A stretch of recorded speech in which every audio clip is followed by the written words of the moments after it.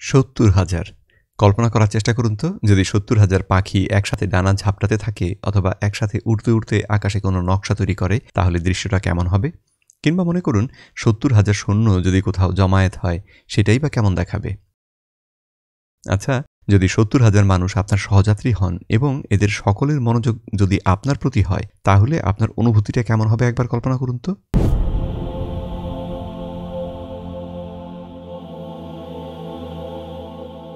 এবারে প্রিয় নবী সাল্লাল্লাহু আলাইহি ওয়াসাল্লামের একটি হাদিসের কথা ভেবে দেখুন, যেখানে তিনি বলেছেন যে যখন কেউ শুধু আল্লাহ সুবহানাহু ওয়া তাআলার খাতিরে অসুস্থ কোনো ভাই বা বোনকে দেখতে যান, তখন ৭০,০০০ ফেরেশতা সেই যাত্রায় তার সহযাত্রী হন। ওনারা সেই মানুষটির জন্য আল্লাহ সুবহানাহু ওয়া তাআলার দরবারে পরবর্তী দিন শুরু হওয়ার পূর্ব পর্যন্ত দোয়া ও ক্ষমা চাইতে থাকেন।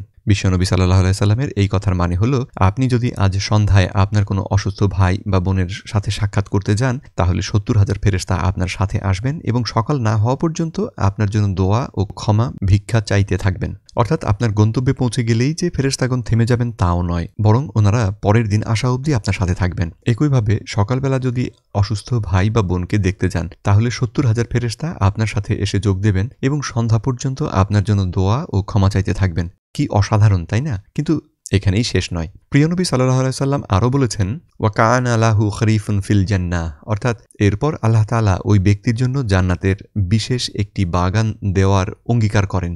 এটি অত্যন্ত বিস্ময়কর একটি হাদিস, কেননা এখানে বলা হয়েছে যে এই বিশাল সংখ্যক ফেরেশতা যারা কিনা মানুষ বা পশু পাখি থেকে বহু গুণে উত্তম, তারা আপনার জন্য ক্ষমা চাইছেন, তারা আপনার জন্য দোয়া করছেন। এই অবিশ্বাস্য পুরস্কারকে আমরা বুঝব কি করে? এর আসল অর্থ কি? একে বোঝার একটি উপায় হচ্ছে, যদি আপনি বিবেচনা করেন যে কি সংখ্যায় মানুষ এমন কাজ করছেন। অহরহ এমন অনেক মানুষের দেখা পাবেন যারা আল্লাহর রাস্তায় দান খয়রাত করেন। অনেকেই নফল রোজা রাখেন, আবার অনেকে কিয়ামুল লাইল অর্থাৎ উইতর বা তাহাজ্জুদের নামাজ পড়েন। আল্লাহর সন্তুষ্টির জন্য গরিব মানুষকে খাওয়ান কিংবা এ ধরনের অন্যান্য সমাজসেবামূলক কাজেও অনেকে অংশ নেন। কিন্তু আল্লাহ সুবহানাহু ওয়া তাআলার খাতিরে অসুস্থ মানুষকে দেখতে যাচ্ছেন, এরকম কি খুব বেশি দেখেছেন? পেশাগত কারণে অনেক ইমাম বা ধর্মযাজককে হাসপাতালে অসুস্থ মানুষকে দেখতে যেতে বা সেবা করতে যেতে হয়। কিন্তু আমি তাদের কথা বলছি না, নিজ পরিবারের সদস্যকে দেখতে যাওয়ার কথাও বলছি না। আমি বলছি তাদের কথা যারা শুধুমাত্র আল্লাহ তাআলার সন্তুষ্টি অর্জনের জন্য, আল্লাহর নৈকট্য লাভের উদ্দেশ্যে নিয়মিত ভিত্তিতে অসুস্থ মানুষকে দেখতে যান। সুতরাং দেখতেই পাচ্ছেন, অতি অল্প লোকেই এই আমল করে থাকে, যা এর গুরুত্ব বাড়িয়ে দেয়।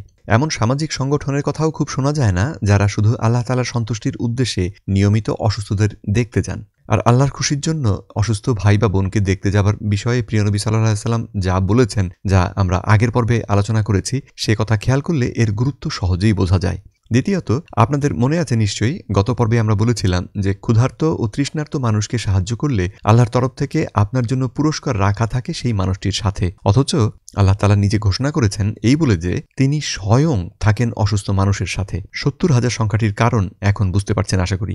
মহানবী সাল্লাল্লাহু আলাইহি ওয়াসাল্লাম আরও বলেছেন যে তার ইসরা ও মিরাজ এর অংশ হিসেবে তিনি যখন ঊর্ধ্বগমন করছিলেন, তখন তিনি আকাশে বাইতুল মামুর নামে একটি মসজিদের দেখা পান, যা কিনা কাবা ঘর বরাবর অবস্থিত।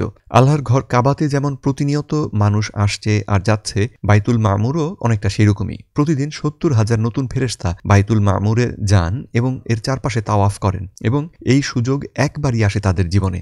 অনেক আলেম এই হাদিস থেকে ৭০,০০০ সংখ্যাটির একটি যোগসূত্র অনুধাবন করেন। আল্লাহ সুবহানাহু ওয়া তাআলার কাছে অসুস্থ একজন মানুষের গুরুত্ব এত বেশি, যেন আল্লাহ সুবহানাহু ওয়া তাআলা স্বয়ং ওই ব্যক্তির সাথেই অবস্থান করছেন। আল্লাহর নিকটবর্তী হবার এমন চমৎকার সুযোগের গুরুত্ব অনুধাবন করে ৭০,০০০ ফেরেশতা তখন আপনার সহযাত্রী হন। এখন নফল রোজা রাখা, রমজান মাসের রোজা রাখা, দান খয়রাত করা এবং এসবের সুফলের সাথে যদি আল্লাহ সুবহানাহু ওয়া তাআলার খাতিরে অসুস্থ কাউকে দেখতে যাওয়ার পুরস্কার যোগ করেন, তাহলে সওয়াবের পরিমাণটা কিরকম অচিন্তনীয় হবে একবার ভেবে দেখুন। এই আমলের অন্য যে বিশেষভাবে লক্ষণীয় দিকটি রয়েছে তা হলো কানা লাহু খরিফুন ফিল জান্নাহ, অর্থাৎ জান্নাতের একটি বিশেষ বাগান।